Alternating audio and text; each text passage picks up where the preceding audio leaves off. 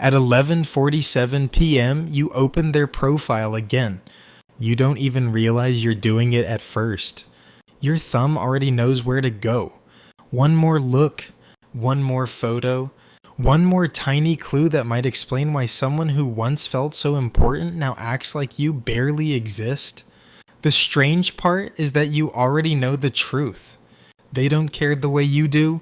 Maybe they moved on weeks ago, maybe months ago, maybe they never felt what you thought they felt. And yet, every night, your mind returns to the same person, the same memories, the same unanswered questions. Why? Why can a single person occupy so much space inside your head long after they've stopped thinking about you? Most people believe the answer is love, but love is only part of the story. The real answer is far more uncomfortable. Your brain is not obsessed with the person. Your brain is obsessed with the unfinished story. Think about the last movie you watched. Imagine turning it off 10 minutes before the ending. The mystery remains unsolved. The conflict remains unresolved. The questions remain unanswered. For days, part of your mind would keep returning to it. Relationships work in a surprisingly similar way. When someone leaves without giving you the explanation you desperately want, your brain refuses to file the experience away. Instead, it keeps the case open. Every memory becomes evidence. Every text becomes a clue. Every interaction becomes something to analyze. And without realizing it, you become trapped inside a psychological loop. You tell yourself you're searching for answers, but what you're really searching for is relief. The relief that comes from finally understanding what happened. The problem is that understanding rarely arrives. And when it doesn't, the brain starts creating its own theories. Maybe you said the wrong thing. Maybe you weren't attractive enough. Maybe they found someone better. Maybe if you had acted differently, everything would have changed. Have you noticed how these thoughts always seem to appear late at night? There's a reason for that. When the world becomes quiet, unresolved emotions become louder. The distractions disappear, the unanswered questions remain, and your mind immediately starts working overtime. Psychologists have discovered something fascinating about uncertainty. The human brain often finds uncertainty more emotionally powerful than certainty. In other words, not knowing can affect you more than knowing. This is one reason gambling becomes addictive. The reward is unpredictable. The uncertainty keeps people engaged. Relationships can create the exact same effect. Maybe they gave you attention sometimes. Maybe they texted you first occasionally. Maybe they made you feel special on certain days. Then suddenly they pulled away. Your brain remembers those moments, not because they happened often, but because they happened unpredictably. Psychologists call this intermittent reinforcement. The concept sounds complicated. The idea is simple. Unpredictable rewards create stronger emotional attachment than predictable ones. One message, one compliment, one moment of affection, one brief sign that maybe they cared. Your brain stores those moments like treasure. Then when they disappear, your mind starts chasing the feeling again. Not necessarily the person, the feeling. And that's where many people become confused.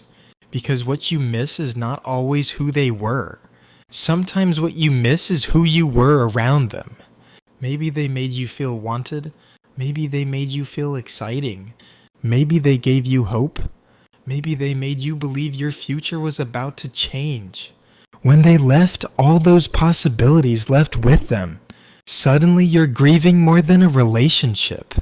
You're grieving a future that never happened. That's why moving on feels so painful.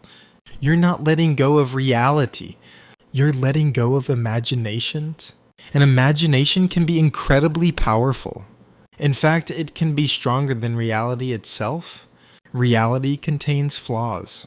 Reality contains disappointment. Reality contains awkward conversations and unmet expectations. But the future you imagine, That version's perfect. Your brain edits out the bad parts and focuses on what could have been. This creates another trap.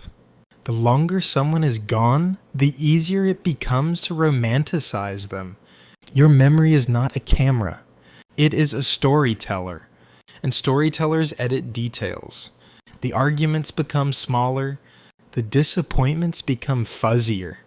The good moments become brighter. The person becomes larger than life. And suddenly you're comparing real people to an idealized memory that never actually existed. Then comes the most dangerous question of all, why wasn't I enough? This question keeps millions of people trapped for months or even years, because the brain treats rejection as more than emotional pain. On a biological level, rejection can feel like a threat. For most of human history, survival depended on belonging. Being accepted by your tribe increased your chances of living. Being rejected increased danger. Modern life is different, but parts of your brain still operate using ancient rules. So when someone rejects you, your mind often interprets it as a threat to your value, a threat to your identity, a threat to your worth. That's why you replay conversations repeatedly. You're not trying to understand them. You're trying to protect yourself. You're searching for evidence that proves you're still worthy. The tragedy is that no amount of replaying will provide that proof. Because your worth was never hidden inside their opinion of you, it only felt that way. Social media makes this even harder. 100 years ago, people disappeared from each other's lives. Today, they remain visible. Every photo, every update, every new relationship, every smile. Your brain treats each image as fresh information, as if the story is still unfolding, as if there's still something left to solve, but there isn't. The chapter ended. Your brain simply hasn't accepted it yet. Real healing begins when you stop demanding answers from people who no longer wish to give them, not because the questions aren't valid, but because your peace cannot depend on someone else's explanation. Sometimes closure is not something you receive. Sometimes closure is a decision to stop searching, a decision to stop investigating, a decision to stop giving your attention to a person who no longer deserves it. And that decision changes everything, because attention is powerful. Whatever receives your attention grows. The memories grow. The emotions grow. The attachment grows. But the opposite is also true. The more attention you give to your future, the weaker the past becomes. New experiences create new memories. New people create new possibilities. New goals create new meaning. Slowly, the old story loses its grip. Not overnight, not next week, but gradually. One day you'll notice something strange. You went an entire morning without thinking about them.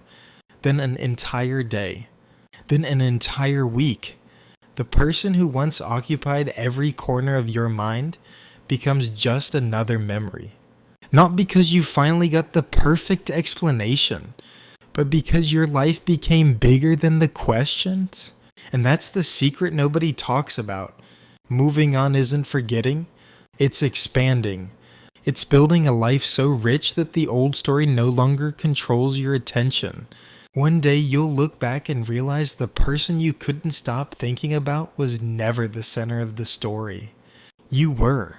Your growth, your healing, your future, and perhaps the reason you couldn't stop thinking about someone who didn't care was because your brain was trying to finish a chapter that had already ended.